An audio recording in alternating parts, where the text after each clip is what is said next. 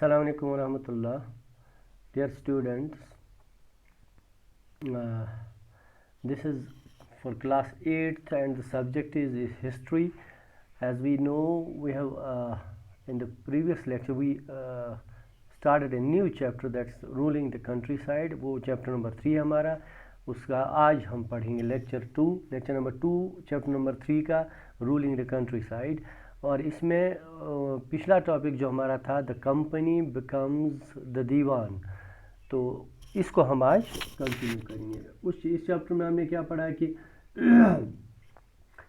जो क्लाइव और मुगल रूलर्स के बीच में एक एग्रीमेंट हुआ कि कंपनी को जो है बंगाल का दीवान बनाया गया।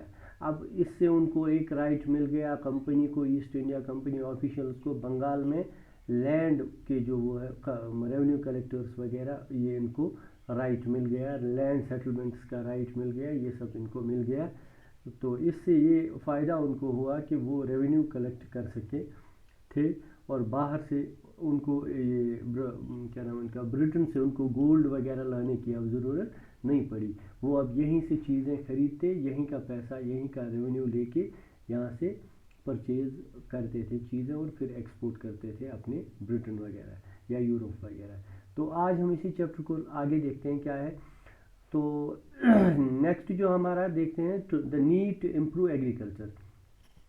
तो इससे पहले हमने क्या देखा पिछले लेक्चर में कि इनको ईस्ट इंडिया कंपनी वालों को ये लगा कि एग्रीकल्चर अब डाउनफॉल की तरफ चल रहा है, क्योंकि बहुत सारे पेजेंट्स जो हैं वो गाँव को छोड़ के जा रहे थे क्योंकि उनको इतना प्रॉफिट, उतना इनको प्रोडक्शन नहीं हासिल हो रही थी क्रॉप से, जितना उनसे ये रेवेन्यू कलेक्ट किया जा रहा था। रेवेन्यू ज़्यादा लिया जा रहा था लेकिन क्रॉप प्रोडक्शन उतनी ज़्यादा नहीं थी। नंबर 1। नंबर 2 ये प्रॉब्लम थी कि उनसे ब्रिटिश ईस्ट इंडिया कंपनी जो फसल उनसे चाहती वो उनसे उगवाती थी, अपनी मर्ज़ी के वो ज़्यादा मालिक नहीं थे। लैंडलॉर्ड्स वगैरह वो उनके ऊपर जो है रूलिंग करते थे, उनके ऊपर अपनी मर्ज़ी चलाते थे। तो आज हम देखेंगे, तो ब्रिटिश गवर्नमेंट ने ये सोचा कि अब जबकि ये डाउनफॉल की तरफ चल रहा है, एग्रीकल्चर सेक्टर जो है उसको इम्प्रूव करने की ज़रूरत है, क्योंकि हमें पता है Bengal economy was in ruins, यानी बंगाल की इकोनॉमी जो है वो डाउन हो रही थी, बर्बाद हो रही थी, तबाह हो रही थी। तो जब इकोनॉमी डाउन हो रही थी उसकी मेन रीज़न ये था कि एग्रीकल्चर सेक्टर जो है वो कमज़ोर हो रहा था। एग्रीकल्चर सेक्टर इसलिए कमज़ोर हो रहा था क्योंकि पेजेंट लोग, किसान लोग जो है वो गाँव को छोड़ के जा रहे थे, वो मजदूरी करने बाकी जगहों पे टाउन्स वगैरह में जाते थे, उनका इंटरेस्ट ही नहीं रहा खेती बाड़ी करने में। तो अब जब बंगाल की इकोनॉमी ख़त्म हो रही थी तो जाहिर सी बात है अब कंपनी को भी रेवेन्यू नहीं मिलने वाला था। कंपनी ने ये सोचा कि जब इकोनॉमी डाउन हो रही है, एग्रीकल्चर सेक्टर डाउन हो रहा है, तो हमें भी रेवेन्यू नहीं मिलेगा। इसका डायरेक्ट इफेक्ट जो है ईस्ट इंडिया कंपनी के ये इकोनॉमी पे पड़ने वाला था। तो उन्होंने सोचा कि एक चीज़ की ज़रूरत है कि हम इनकरेज करें कि हम लोग इन्वेस्टमेंट करें लैंड में, यानी इम्प्रूवमेंट ऑफ एग्रीकल्चर में। उन्होंने ये सोचा कि किसी तरह से इनकरेज किया जाए, यानी लोगों को कहा जाए, या ये ज़मींदार वगैरह है या लैंडलॉर्ड्स हैं, उनसे कहा जाए कि आप पैसा इन्वेस्ट करो लैंड में, ज़मीन खेती बाड़ी में आप पैसा इन्वेस्ट करो, एग्रीकल्चर को इम्प्रूव करने में इन्वेस्ट करो, ताकि एग्रीकल्चर प्रोडक्शन ज़्यादा मिले और ब्रिटिश गवर्नमेंट को, ईस्ट इंडिया कंपनी को रेवेन्यू ज़्यादा मिले। तो उन्होंने क्या कहा, तो इस इशू पर, इस मामले पे तकरीबन 2 साल तक डिबेट जारी रहा। डिबेट इतना मतलब क्रूशल था कि 2 साल इसको लगे फाइनलाइज करने में। फाइनली एक परमानेंट सेटलमेंट हुआ 1793 में। ईस्ट इंडिया कंपनी एक इंट्रोड्यूस किया, एक जो है पब्लिश किया, एक जिसको परमानेंट सेटलमेंट कहते हैं। उसमें उन्होंने ये डिसाइड किया कि किस तरह से पैसा इन्वेस्ट किया जाए एग्रीकल्चर में और किस तरह से रेवेन्यू जनरेट किया जाए। तो रेवेन्यू किस तरह से जनरेट किया जाए, किस तरह से हम ज़्यादा से ज़्यादा टैक्सेस ज़मीन के लिए लें किसानों से, और किस तरह से उस एग्रीकल्चर में पैसे इन्वेस्ट करवाए जाए। तो ये एक सेटलमेंट हुआ ईस्ट इंडिया कंपनी के बीच में और जो बंगाल गवर्नमेंट है, बंगाल ये मतलब ज़मींदार हैं, उनके बीच में एक ये सेटलमेंट हुआ। तो ये हुआ था, it was called as permanent settlement. 1793 में ये परमानेंट सेटलमेंट हुआ था। तो चार्ल्स कॉर्नवालिस उस वक्त गवर्नर जनरल थे। तो ये परमानेंट सेटलमेंट जो बंगाल में इंट्रोड्यूस हुआ, उस वक्त के governor general east India company की तरफ से थे, जो उनका नाम था चार्ल्स कॉर्नवालिस, जिनको हम दूसरा नाम लॉर्ड कॉर्नवालिस भी कहते हैं। चार्ल्स कॉर्नवालिस, जैसा आप देख सकते हैं परमानेंट सेटलमेंट में, ये डायग्राम से आपको शायद समझ आएगा। ज़मींदारी सिस्टम, परमानेंट सेटलमेंट इसका हुआ ज़मींदारी सिस्टम का। सबसे नीचे लेवल में पेजेंट्स थे, उनके ऊपर ज़मींदार को रखा गया, उनके ऊपर ब्रिटिश गवर्नमेंट थी। यानी ये हुआ कि ब्रिटिश गवर्नमेंट ने डायरेक्ट ज़मींदारों पे, डायरेक्ट पेजेंट्स किसानों पे रूल चलाना नहीं चाहा। उन्होंने कहा कि ज़मींदारों को हम यूज़ करेंगे उनसे रेवेन्यू कलेक्ट करने के लिए। हमें क्या ज़रूरत है कि डायरेक्ट हम पेजेंट पे जाए। उन्होंने ज़मींदार से कहा कि आप हमें टैक्स दो, आप उनसे फिर टैक्स लो। यानी उन्होंने ज़मींदारों को यूज़ किया किसानों से टैक्स लेने के लिए। तो इस हिसाब से ज़मींदारों को उन्होंने महज एक चीज़ बना दिया, उनको revenue collectors for the East India Company बना दिया। यानी ईस्ट इंडिया कंपनी के वो टैक्स कलेक्टर्स बन गए। यानी खाली उनका ये काम था कि आप पैसा जमा करो। इससे पहले शायद आपको याद होगा, पिछले शायद लेसन में आपने पढ़ा होगा कि ज़मींदारों को जो है उनको सिक्योरिटी होती थी। वो एक मतलब एक सिक्योरिटी ग्रुप एक होता था उनका, सिक्योरिटी फोर्सेस होते थे, उनके हेड वो रखे जाते थे। तो अब वो उनकी सिक्योरिटी भी छीन ली गई। उनको जो है उनका जो सिक्योरिटी वेपन वगैरह वो सब उनसे ले लिए गए। तो इनको खाली अब एक काम रखा गया कि आप पेजेंट से किस तरह ये जो है टैक्स कलेक्ट करेंगे, रेवेन्यू कलेक्ट करेंगे, ये खास कर इनके। अब देखते हैं इसमें टर्म्स ऑफ सेटलमेंट क्या था। ये जो एग्रीमेंट हुआ, ये सेटलमेंट हुआ, इसमें क्या टर्म्स और कंडीशंस रखी गई। एक कंडीशन ये थी कि rajas and talukdar were recognised as zamindar. जो तालुकदार होते थे, राजा लोग होते थे, बड़े लोग होते थे, और तालुकदार जिस तरह आज हम कहते हैं एक तहसील, उसी तरह एक तहसील के हेड को तालुकदार कहते हैं। यानी एक जो एक बड़ा सा मतलब ऑफिसर, एक चीफ सा होता था एक तहसील का, उन सब को राजाज और तालुकदार को ज़मींदार मतलब आइडेंटिफाई किया गया। उनको कहा गया कि आप ज़मींदार हो। ज़मींदार यानी ज़मीन के मालिक को, एक लैंड के मालिक को उनको कहा गया। यानी थोड़ी सी लैंड उनको दी गई कि आप इस लैंड के मालिक हो, आप ज़मींदार हो। अब उनका काम क्या था? To collect rent from the peasants and pay revenue to the company. उनसे ये कहा गया कि आप किराया लो पेजेंट से, फिर हमें रेवेन्यू दो। यानी रेवेन्यू ज़मींदार को देना था, किन की तरफ? ईस्ट इंडिया कंपनी की तरफ। और उन्हें खुद लेना था टैक्स किन से? ये मतलब किराया किन से?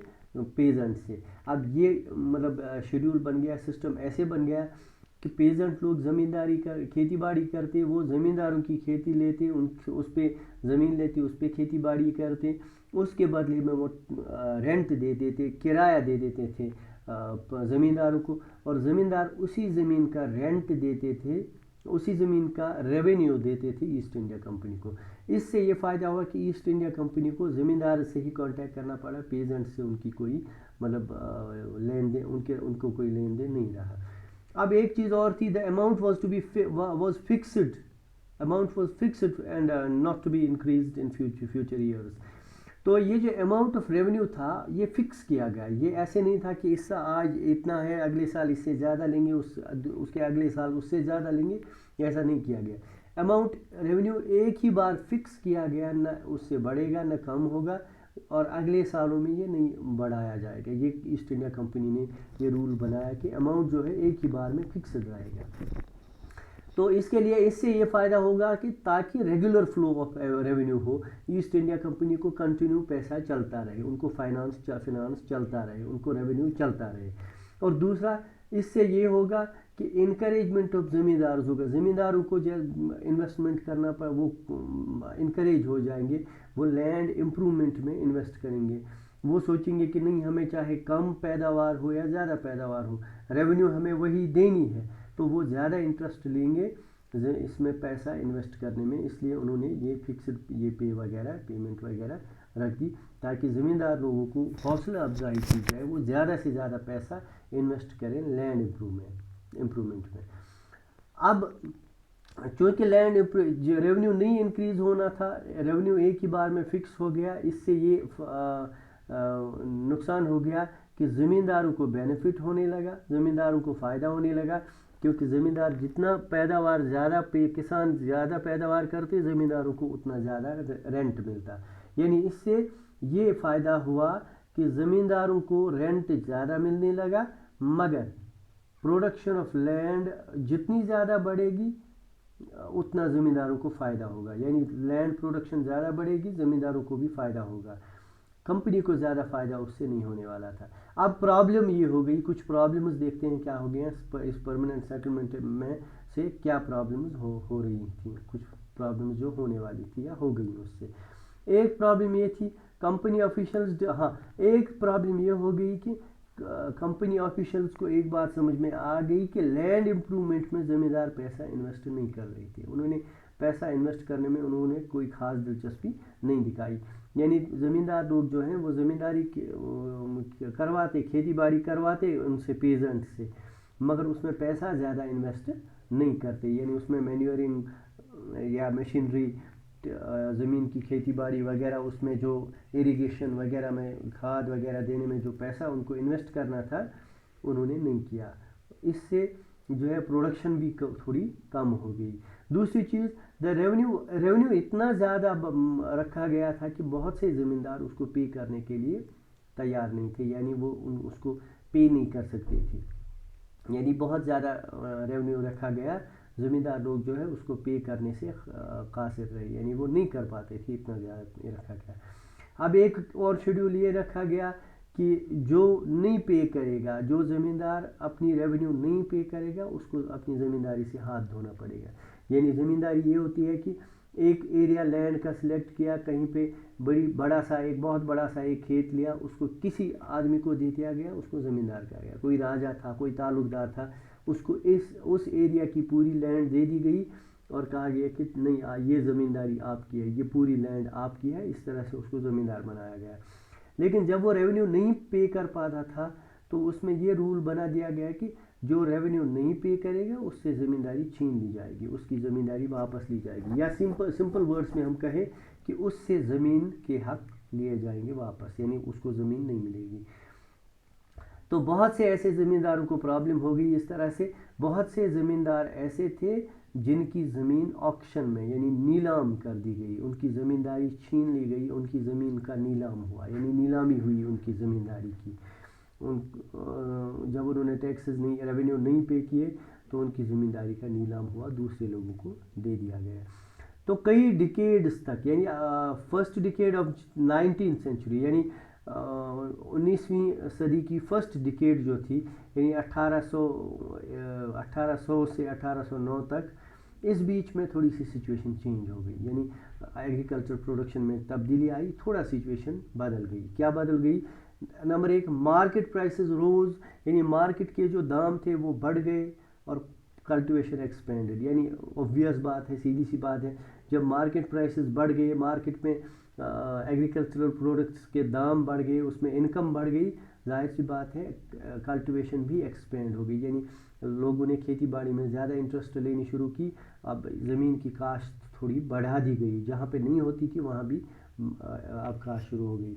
एक और चीज़, ज़मींदारों की इनकम में इजाफा हुआ, जो कि प्रोडक्शन बढ़ गई, ज़मींदारी से, खेती बाड़ी से जो एग्रीकल्चरल प्रोडक्ट्स थे उनका जो है प्रोडक्शन बढ़ गया, इस तरह ज़मींदारों की इनकम में इंक्रीज़ हो गया।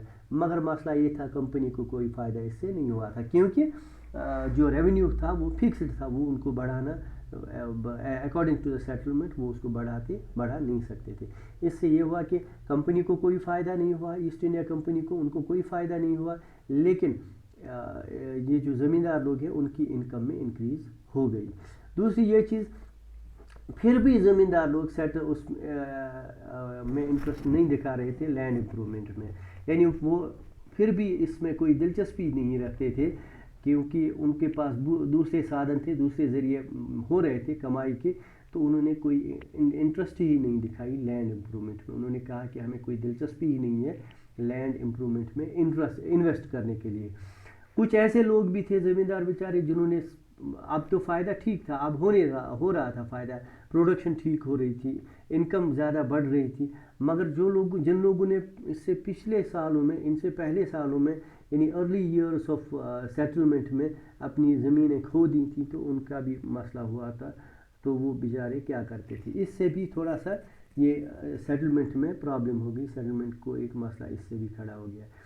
और बाकी किसान जो है उनको ये फ़ायदा, उन्होंने पॉसिबिलिटी देखी थी, उन्होंने देखा था, उन्होंने सोचा कि जब हमें बाकी जगहों से, बाकी ज़रियों से कमाई हो रही है, तो हम क्यों रिस्क उठाएं इन्वेस्टमेंट की। उनको ऐसे काम मिल रहे थे जहां इन्वेस्टमेंट की ज़रूरत ही नहीं थी, पैसा कमाई होती थी, यानी कमाई करते थे, इन्वेस्टमेंट की ज़रूरत भी नहीं पड़ती थी। उन्होंने सोचा कि नहीं, हम क्यों इन्वेस्ट करें इस लैंड में इन्वेस्ट करके फिर रिस्क भी है, क्या फ़ायदा, फिर प्रोडक्शन होती है नहीं होती है, कभी कभी नहीं होती है, तो इससे नुकसान ही होता है। तो उन्होंने ये सोचा कि नहीं, ज़रूरत क्या है लैंड इन्वेस्टमेंट में, तो उन्होंने इस को में फिर से इंटरेस्ट लेनी बंद ही कर दी। तो as long as they could give up, हाँ, उनको एक चीज़ और थी, वो अपनी ज़मीन टेनेंट्स को दे देते थे। लैंडलॉर्ड्स अपनी ज़मीन काश्तकार लोगों को देते थे और उनसे रेंट लेते थे। तो इससे ये हुआ कि क्योंकि उनको अब लैंडलॉर्ड्स को इन्वेस्ट करने की ज़रूरत ही नहीं पड़ी, टेनेंट्स तो करते ही नहीं थे, टेनेंट्स को क्या ज़रूरत थी, उनकी ज़मीनें जब नहीं थी तो वो इन्वेस्ट क्यों करते। तो इससे जो है इम्प्रूवमेंट भी कम हो गई, इन्वेस्टमेंट भी कम हो गई। ये नुकसान डायरेक्टली ईस्ट इंडिया कंपनी को ही होता था। तो that was all for today. Thanks for watching. Stay home, stay blessed, stay safe. Thank you very much.